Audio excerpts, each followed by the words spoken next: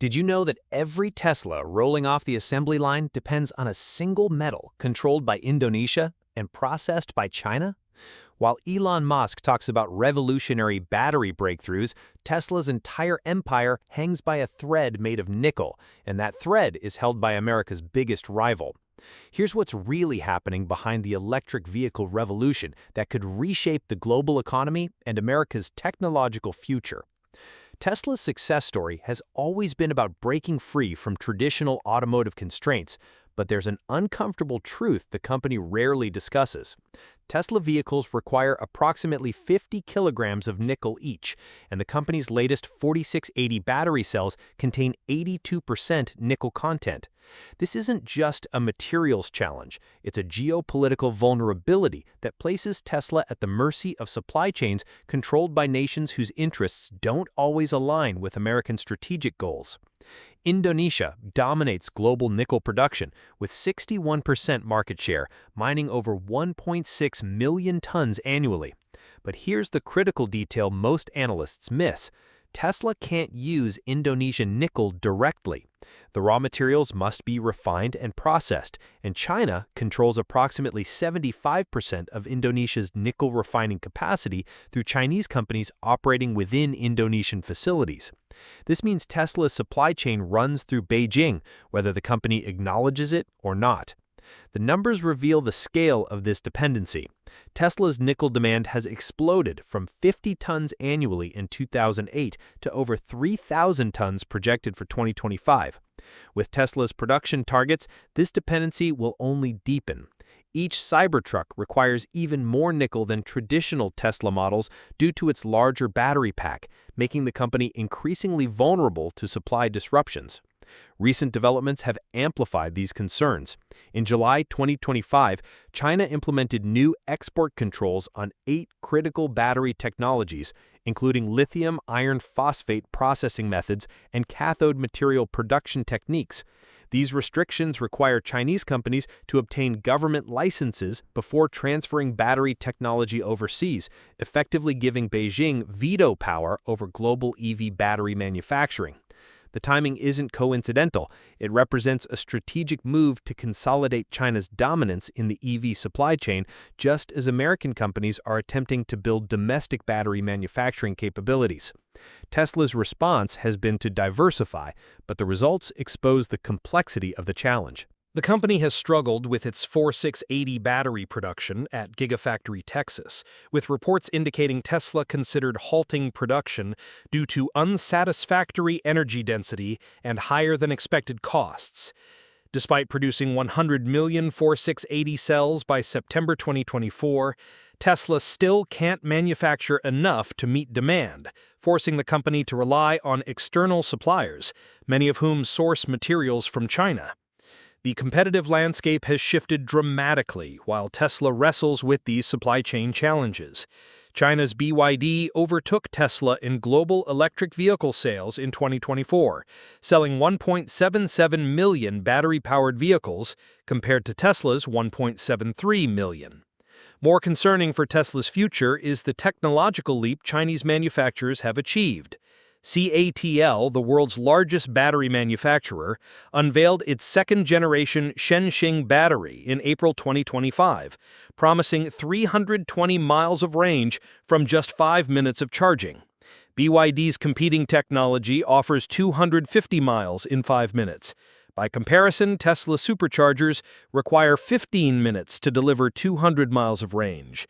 These aren't marginal improvements. They represent fundamental advances that could render Tesla's current charging infrastructure obsolete. Chinese companies have achieved these breakthroughs through massive government support and vertical integration that American companies struggle to match. BYD produces batteries, semiconductors, and electric drivetrains in-house, giving the company control over costs and innovation cycles that Tesla, despite its vertical integration efforts, cannot replicate. The geopolitical implications extend beyond corporate competition. The Biden administration imposed 100% tariffs on Chinese EVs and 25% tariffs on lithium-ion batteries in 2024. Recognizing the strategic threat posed by Chinese EV dominance. But these defensive measures may have arrived too late. China already controls approximately 77% of global battery manufacturing capacity and 70% of processed lithium production.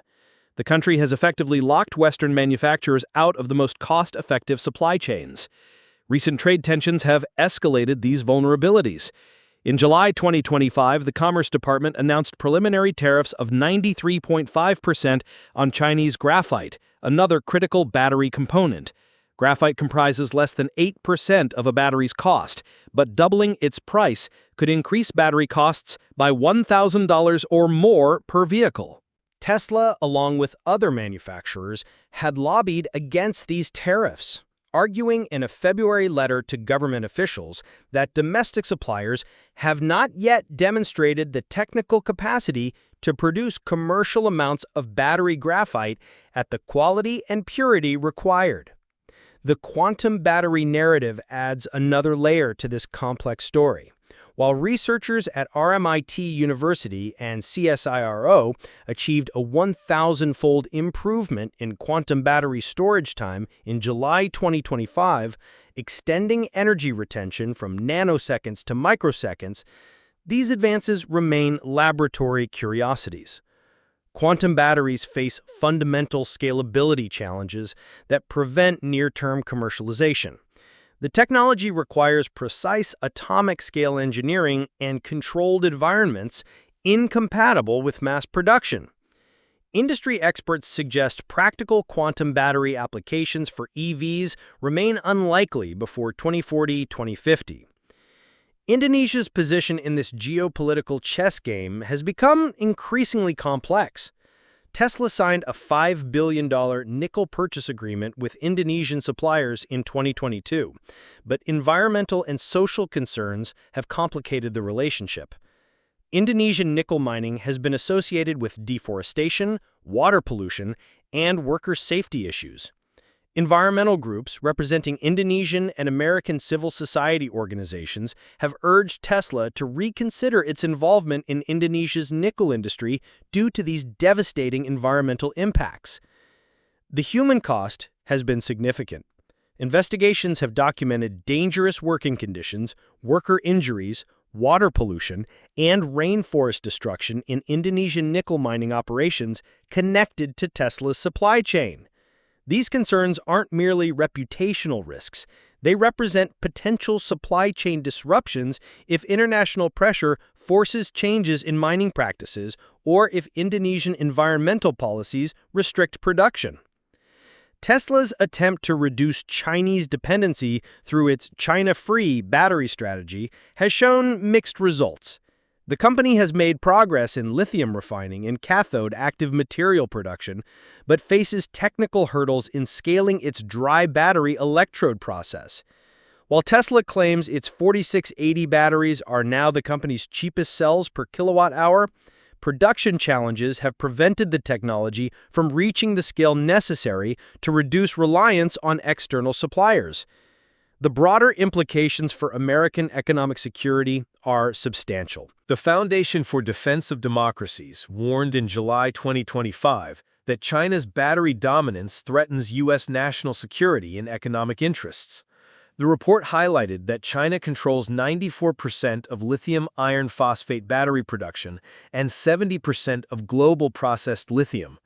With the Department of Defense prohibited from procuring batteries containing Chinese source materials beginning in October 2027, the urgency for domestic supply chain development has intensified. American battery manufacturers face a challenging landscape. Companies like Ford, which planned a $3 billion Blue Oval battery park in Michigan using CATL technology, now confront uncertain prospects due to Chinese export restrictions. LG Energy Solution and Panasonic have invested in U.S. battery manufacturing facilities, but these operations still depend on Chinese processed materials and face supply chain vulnerabilities.